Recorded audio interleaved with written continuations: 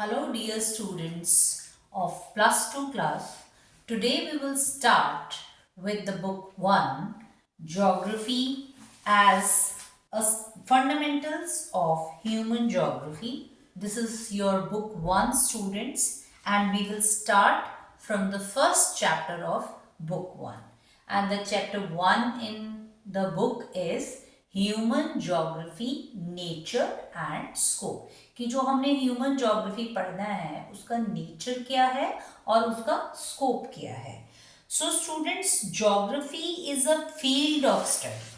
अब जो ज्योग्राफी है वो ऐसी फील्ड है स्टडी की जो इंटीग्रेटिव है, सारे सब्जेक्ट्स को इंटीग्रेट करती है, इकट्ठा करती है. Empirical means based on practical experiences. इसमें आइडियाज काम नहीं करते हैं, प्रैक्टिकल एक्सपीरियंसेस पे बेस्ड है. It is the scientific subject, ये साइंटिफिक सब्जेक्ट है. एंड द प्रैक्टिकल डिसिप्लिन, ये एक practical. So geography is integrative science, empirical science, scientific and the practical discipline. और जो ह्यूमन ज्योग्राफी है हम उसमें क्या पढ़ते हैं? The relationship between nature and human. Nature और ह्यूमन में क्या रिलेशनशिप है वो हम ह्यूमन ज्योग्राफी में पढ़ते हैं. ठीक है. और so it is very important. अब इसमें क्या है कि हम कहते हैं फेस ऑफ द अर्थ, अर्थ का चेहरा. आई ऑफ द स्टॉर्म, किसी भी स्टॉर्म की आई. ठीक है. Mouth of the river, river का माउथ. स्नाउट, स्नाउट का मतलब होता है nose, nose of the glacier. Neck of the isthmus. Profile of the soil. Villages को कुछ जोग्राफर ने, टाउन्स को कुछ जोग्राफर्स ने ऑर्गेनिजम्स डिस्क्राइब किया है. ठीक है. जर्मन जोग्राफर है, उसने कंट्री को लिविंग ऑर्गेनिज्म बोला है कि वो लिविंग ऑर्गेनिज्म है. ठीक है. मतलब अब फेस ऑफ द अर्थ है, आई ऑफ द स्टॉर्म है. ये स्टॉर्म क्या है? नेचर. नेचर. आई ह्यूमन बीइंग की आई होती है, उसको उसके साथ उसने कंपेयर किया. ठीक है. और snout, snout of the glacier. Glacier it is like a nose, nose human being. Glacier जो है वो क्या है? इट इज द नेचर, वो नेचर है. ठीक है. Mouth of the river, mouth human being, river क्या है? River is the nature. तो दोनों को उनका कंपैरिजन भी कैसे किया? एक चीज नेचर की and one is the human being. ठीक है. इसको कंट्री को क्या, किसी कई जोग्राफर्स ने कंट्री को क्या बोल दिया कि एक कंट्री जो होता है वो लिविंग ऑर्गेनिज्म होता है. कंपैरिजन किया है. अब किसी जगह का नेटवर्क ऑफ रोड्स है या रेलवेज है या वाटरवेज है, उसको ऑफन जोग्राफर्स कैसे डिस्क्राइब करते हैं? Arteries of circulation. Arteries of circulation. You have studied chapter in your 10th class lifelines of national economy. किसी भी नेशनल इकोनॉमी की लाइफ लाइन्स. लाइफ लाइन्स कौन सी थी? ट्रांसपोर्ट है, कम्युनिकेशन है. These are the life lines. उसको life के साथ कंपेयर किया है. ठीक है. सो नेचर ह्यूमन के बगैर नहीं चल सकती, ह्यूमन नेचर के बगैर नहीं चल सकता. ठीक है. तो जहां पे हम इन दोनों का हमने रिलेशनशिप पढ़ना है, this is called the human geography. वो human geography है. And most of the geographers has given the different definitions of human geography. तो ये जो है जोग्राफर रेटजेल है, इन्होंने एक डेफिनेशन दी. सैंपल, एलन सी सैंपल, इन्होंने एक डेफिनेशन दी. पॉल विडाल डी ला ब्लैश, इन्होंने एक डेफिनेशन दी. रेटजेल क्या बोलते हैं? Human geography is the synthetic study of relationship between human societies and earth surface. एक सिंथेटिक सिंथेसिस है किसमें? ह्यूमन सोसाइटीज में और अर्थ के सरफेस में. ठीक है. एलन सी सिंपल क्या बोलते हैं? Human geography is the study of the changing relationship. ये चेंजिंग रिलेशनशिप की स्टडी है बिटवीन द अनरेस्टिंग मैन मैन भी अनरेस्टिंग है, रेस्ट तो नहीं करता मैन, अनरेस्टिंग मैन है। एंड द अनस्टेबल अर्थ, अर्थ भी अनस्टेबल है, वो कभी भी स्टेबल नहीं रहती है, अनस्टेबल अर्थ है। तो अनस्टेबल अर्थ और अनरेस्टिंग मैन के बीच की जो स्टडी है, that study is called the human geography, वो ह्यूमन ज्योग्राफी है। थर्ड, पॉल विडाल, उन्होंने क्या बोला, conception resulting from a more synthetic knowledge of the physical laws governing our earth and the relation between living beings which inhabit it। अब ये तीनों चीजों में एक चीज कॉमन है, तीनों ने एक ही चीज बोली है, नेचर एंड ह्यूमन बीइंग। उनका जो स्टडी है that is called the human geography, उसको ह्यूमन ज्योग्राफी बोला जाता है। The next, nature of human geography, human geography की नेचर क्या है, ये क्या पढ़ती है, relationship between physical and socio cultural environment जो कि ह्यूमन बीइंग का क्रिएट किया हुआ है, ठीक है, सोशियो कल्चरल इन्वायरमेंट इनकी स्टडी करती है, ठीक है। उसमें जो सबसे पहली चीज क्या आती है, नेचुरलाइजेशन ऑफ ह्यूमन। ये बड़े इंपॉर्टेंट क्वेश्चंस हैं एग्जामिनेशन पॉइंट ऑफ व्यू से, naturalisation of human, humanisation of nature and neo determinism. इसको बहुत इजी तरीके से समझो तो दिस इज नथिंग, कुछ भी नहीं है। तुम्हें ये नाम जरूर लगेंगे कि this is difficult, but this is not difficult. Naturalisation of humans, ठीक है, इसको और क्या बोलते हैं, इन्वायरमेंटल डिटर्मिनिज्म। सिंपल वे में मैं आपको समझाती हूँ। इसमें क्या है, नेचुरलाइजेशन, ये नेचर है, पहले नेचर है, बाद में ह्यूमन है, बाद में ह्यूमन है। यहां देखो, ह्यूमनाइजेशन ऑफ नेचर में पहले ह्यूमन है, बाद में नेचर है। यहां पहले नेचर है, बाद में ह्यूमन है, यहां पहले ह्यूमन है, बाद में नेचर है। तो जो नेचुरलाइजेशन ह्यूमन है, it is also called the environmental determinism.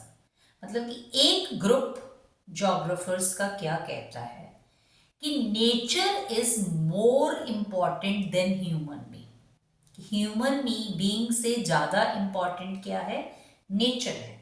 Nature is more important, extremely important.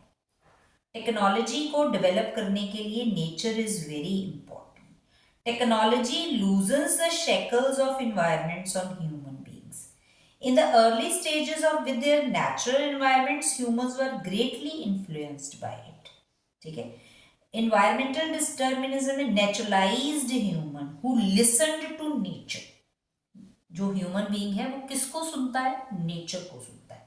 इसमें एक बहुत प्यारी सी स्टोरी दी हुई है, बैंडा, बैंडा नाम के एक लड़के की स्टोरी दी हुई है जो कि जंगल में रहता है और उसकी जितनी भी ज़रूरतें हैं वो जंगल पूरी करता है, जंगल पूरी करता है। दैट मीन्स वहाँ पे कौन सी चीज़ इंपॉर्टेंट है, नेचर इंपॉर्टेंट है, ह्यूमन बीइंग जो है वो पीछे। वो बैंडा की story, it is given in paragraph in your book, उसको पढ़ो, इट इज़ वेरी इंटरेस्टिंग, ठीक है। नेक्स्ट इज ह्यूमनाइजेशन, यहाँ पे human more important than nature. अब एक ग्रुप ज्योग्राफर्स का क्या कहता है कि ह्यूमन बीइंग ने नेचर को कंट्रोल कर लिया। बहुत गर्मी हुई तो ह्यूमन बीइंग ने एसी बना लिया, बहुत सर्दी हुई तो ह्यूमन बीइंग ने हीटर बना लिया, ठीक है, मतलब नेचर को कंट्रोल कर लिया। तो ये ग्रुप क्या कहता है, humans are more important than nature. Human जो है वो नेचर से ज्यादा इंपॉर्टेंट है। बट इसको उसने नाम क्या दिया, it is called the possibilism. ये इन्वायरमेंटल डिटर्मिनिज्म था, ये पॉसिबिलिज्म है कि human being is more important than the nature. फिर इसमें एक स्टोरी दी है उसने, कारी, कारी की स्टोरी दी है कि कारी जो है वो कैसे कैसे कैसे टेक्नोलॉजी को यूज करता है और उसने नेचर को ओवर पावर कर लिया। That story is also given in one paragraph in your book, उसको पढ़ो। That is also very interesting story कि एक ह्यूमन बीइंग ने नेचर को कैसे कंट्रोल किया। एक बैंडा की स्टोरी है और एक कारी की स्टोरी है। बैंडा की जो स्टोरी है वो नेचुरलाइजेशन ऑफ ह्यूमंस पे है और जो कारी की स्टोरी है वो ह्यूमनाइजेशन ऑफ नेचर के ऊपर है, पॉसिबिलिज्म। अब जो तीसरा ग्रुप है तीसरा ग्रुप, और ये कंसेप्ट किसने दिया? जोग्राफर ग्रिफिथ टेलर ने। वो क्या कहता है कि ना नेचर इंपॉर्टेंट है ना ह्यूमन इंपॉर्टेंट है, दोनों इक्वली इंपॉर्टेंट है, इक्वली बोथ आर इंपॉर्टेंट। उसने एक कॉन्सेप्ट दिया कि two ideas, environmental determinism and possibilism, ये two sides of the same coin, एक ही कॉइन की दो साइड्स हैं। हम ये नहीं कह सकते कि ये इंपॉर्टेंट है, हम वो ये नहीं कह सकते कि, और उसने इसको क्या टर्म दिया, उसने इसको क्या कहा? नियो डिटर्मिनिज्म, नियो डिटर्मिनिज्म और stop and go determinism. He said both are important. Nature is also very important and human is also very important. And neo determinism ये थ्योरी किसने दी? Griffith Taylor. ठीक है, ग्रिफिथ टेलर ने ये theory दी। ठीक है, next, human geography through the corridors of time. Time के साथ साथ ह्यूमन ज्योग्राफी जो है वो किस तरह से चेंज होती है, उसकी में वेरियस स्कूल आए, स्कूल्स ऑफ ह्यूमन ज्योग्राफी आए, जिसमें अलग अलग तरह से ह्यूमन ज्योग्राफी को पढ़ा गया। पहली अप्रोच है welfare approach, welfare school of geography. फिर उसके बाद radical school of geography thought, then the behavioural school of thought. ठीक है, वेलफेयर स्कूल ऑफ थॉट में क्या, इसमें मेन कंसर्न क्या है कि it has mainly concerned with the different aspects of social well-being of the people. लोगों को हाउसिंग, हेल्थ एंड एजुकेशन जो फैसिलिटीज हैं वो मिलती हैं।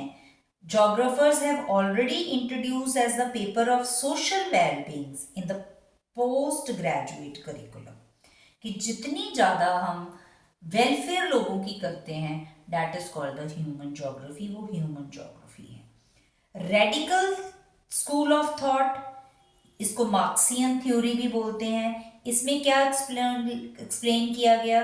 The basic cause of poverty, poverty का क्या रीजन है, सोशल इनइक्वालिटी क्यों है, कंटेम्परेरी सोशल प्रॉब्लम्स क्यों हैं, यहाँ पे were related to the development of capitalism, इसका ये थॉट है।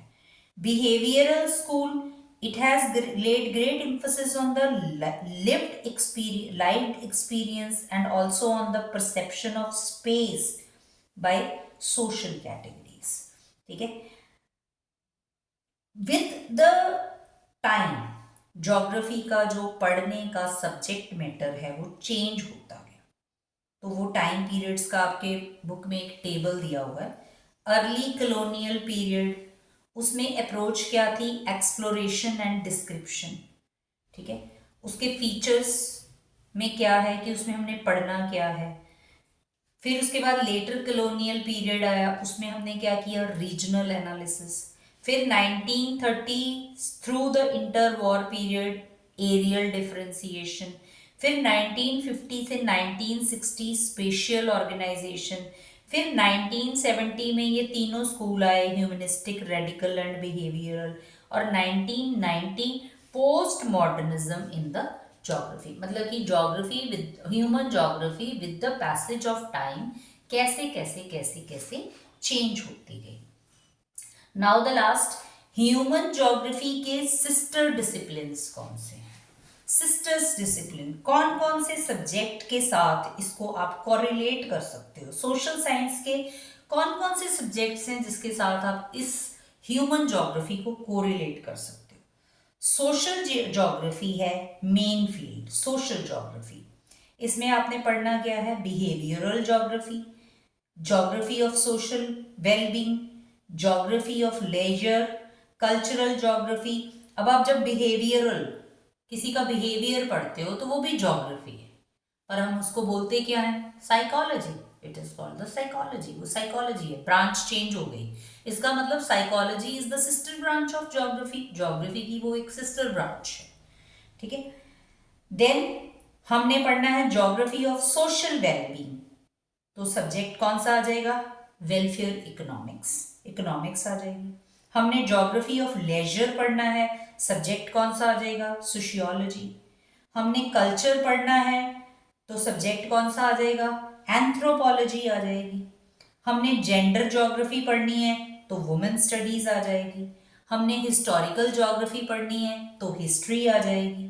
हमने मेडिकल ज्योग्राफी पढ़नी है तो एपिडोमोलॉजी आ जाएगी। महामारी, किसी जगह पे कौन सी बीमारियां, तो जब हम बीमारियां पढ़ेंगे होगी तो वो ज्योग्राफी ना, पर हमारा सब्जेक्ट चेंज हो जाएगा, इट इज कॉल्ड द एपिडोमोलॉजी। ठीक है। हमने इलेक्टोरल ज्योग्राफी पढ़नी है, इलेक्शंस के बारे में पढ़ना है, पॉलिटिकल एनालिसिस पढ़ना है, सब्जेक्ट कौन सा आ जाएगा, सिफोलॉजी आ जाएगी। हमने मिलिट्री ज्योग्राफी पढ़नी है, सब्जेक्ट कौन सा आ जाएगा, मिलिट्री साइंस आ जाएगी। ठीक है। हमने किसी जगह के रिसोर्सेस के बारे में पढ़ना है, ज्योग्राफी ऑफ रिसोर्सेस, सब्जेक्ट कौन सा हो जाएगा, रिसोर्स इकोनॉमिक्स। हमने एग्रीकल्चर के बारे में पढ़ना है, सब्जेक्ट कौन सा हो जाएगा, एग्रीकल्चरल साइंसेस। हमने इंडस्ट्रीज के बारे में पढ़ना है, सब्जेक्ट कौन सा हो जाएगा, इंडस्ट्रियल इकोनॉमिक्स। हमने ज्योग्राफी ऑफ मार्केटिंग, अब ये देखो हमने मार्केटिंग पढ़नी है, उसमें भी ज्योग्राफी है, ज्योग्राफी ऑफ मार्केटिंग। अब सब्जेक्ट कौन सा हो जाएगा यहाँ पे, बिजनेस स्टडीज, इकोनॉमिक्स, कॉमर्स। हम कहते हैं ना कॉमर्स में ज्योग्राफी का क्या काम, हम कहते हैं what is the use of the commerce students geography क्यों पढ़ रहे हैं। देखो भाई, कॉमर्स स्टूडेंट्स जो भी पढ़ रहे हैं, बिजनेस स्टडीज पढ़ रहे हैं, अकाउंट्स पढ़ रहे हैं, इकोनॉमिक्स पढ़ रहे हैं, that all subjects are related to human being, सारे सब्जेक्ट्स ह्यूमन बीइंग के साथ रिलेटेड है। एंड ह्यूमन बीइंग तो ज्योग्राफी की सबसे इंपॉर्टेंट ब्रांच है, that is called the human geography. तो फिर कॉमर्स ह्यूमन ज्योग्राफी क्यों नहीं हुआ। This is the relationship between the commerce and the human geography, उसके साथ उसका रिलेशनशिप है। हम इंटरनेशनल ट्रेड पढ़ रहे हैं, वो भी हम कॉमर्स में ही पढ़ते हैं, इंटरनेशनल ट्रेड। तो यहाँ पे ज्योग्राफी ऑफ इंटरनेशनल ट्रेड है और उधर हम कॉमर्स में इंटरनेशनल ट्रेड पढ़ रहे हैं, पढ़ तो हम ज्योग्राफी रहे हैं। हम कॉमर्स में भी इनडायरेक्टली ज्योग्राफी ही पढ़ रहे हैं, दैट इज ज्योग्राफी। जब हम साइंस पढ़ रहे हैं तो इनडायरेक्टली ज्योग्राफी ही पढ़ रहे हैं। इन सब के पीछे main subject is geography and this is the importance of geography. ये इम्पॉर्टेंस है ज्योग्राफी। ये नहीं कहना ज्योग्राफी पढ़ के मुझे क्या मिलेगा, ज्योग्राफी पढ़ के हमें सब कुछ मिलेगा, because geography is the study of the earth and when we are living on the earth we should know about the earth. जितना आप अर्थ के बारे में जानोगे उतनी तुम्हें ज्योग्राफी आएगी। This is your first chapter, human geography, nature and scope. Thank you very much.